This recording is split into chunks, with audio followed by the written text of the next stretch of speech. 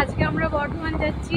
তোমরা ভিডিওটা দেখতে থাকো, ভালো লাগলে লাইক কমেন্ট এন্ড সাবস্ক্রাইব করে দিও চ্যানেলটাকে। তো গাইস এখানে এত জাম ছিল,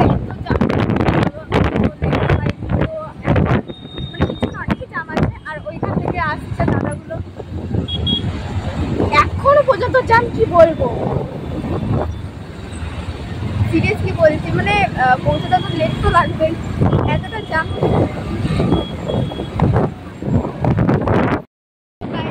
ফাইনালি একশোয়াট মন্দিরে যাবো, চলো দেখো। তো গাইস এইটা ফাইনালি একশোয়াট মন্দির।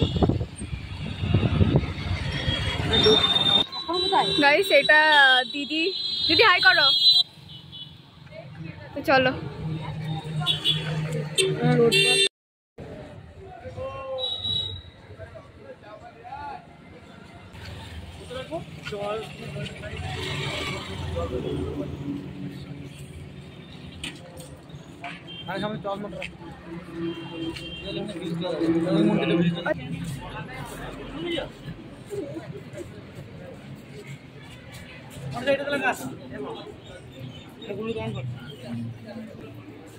তো এইখানে মানে মন্দিরে ঢোকার আগে মানে হাত মুখ ধুয়ে নিতে হয়। তো এখানে জুতো রাখারও ইয়ে আছে, কাউন্টার আছে। এগুলো সব নতুনভাবে তৈরি হয়েছে, এগুলো কিছুই ছিল না 4 বছর আগে, সব নতুনভাবে তৈরি হয়েছে।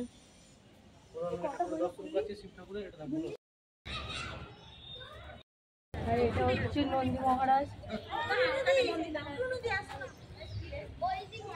আর সামনে যাও, আমাকে এই দিকটা দেখো তোমরা, এটা কি সুন্দর গার্ডেন হয়েছে, নতুন তৈরি হয়েছে। এগুলো সব, এগুলো কিছুই ছিল না, শুধু মন্দিরগুলো ছিল। এখন নতুন একটা পুকুরও বানিয়েছে স্নান করার জন্য। কি হয়েছে, এখানে স্নানও করতে পারবে, স্নান করে পুজো দেওয়া যায়। শিবরাত্রিতে বেশি ধুম হয় এখানে, এনি টাইম ধুম হয় না, এমনি সবাই ঘুরতে আসে এখানে। দেখো এটা থিম করেছে একটা, কি সুন্দর, কি ভালো লাগছে দেখতে। তাই সব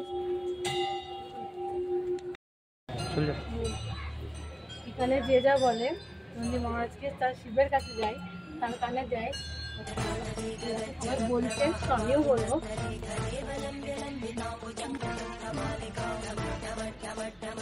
তারপরে দেখো তোমাদের একটা জায়গায় নিয়ে যাচ্ছি।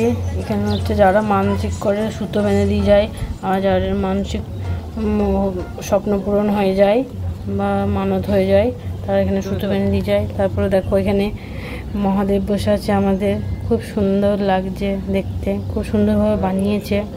যখন আমি অনেকদিন আগে আমি গিয়েছিলাম, তখন এগুলো কিছু ছিল না, আর এখন দেখছি অনেক রকম অনেক কিছু বানিয়েছে। তো আমার দেখে খুব ভালো লাগছে, আমি অনেক দিন যাইনি। তারপরে দেখো এখানে খুব সুন্দর সুন্দর স্ট্যাচু বানিয়েছে, খুব সুন্দর লাগছে স্ট্যাচুগুলো।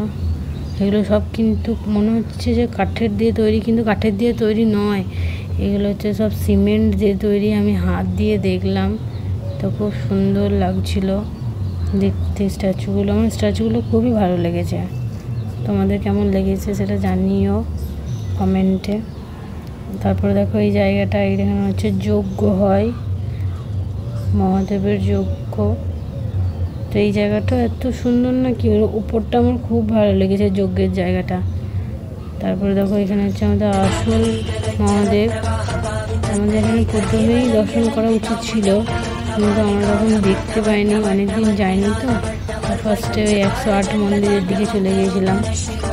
তারপর ক্যামেরার সামনে একটা দাদা চলে এসেছিলো। তারপরে দেখো আমি প্রণাম করে নিচ্ছি মহাদেবকে। মহাদেবকে দেখে আমার খুব ভালো সাজানো।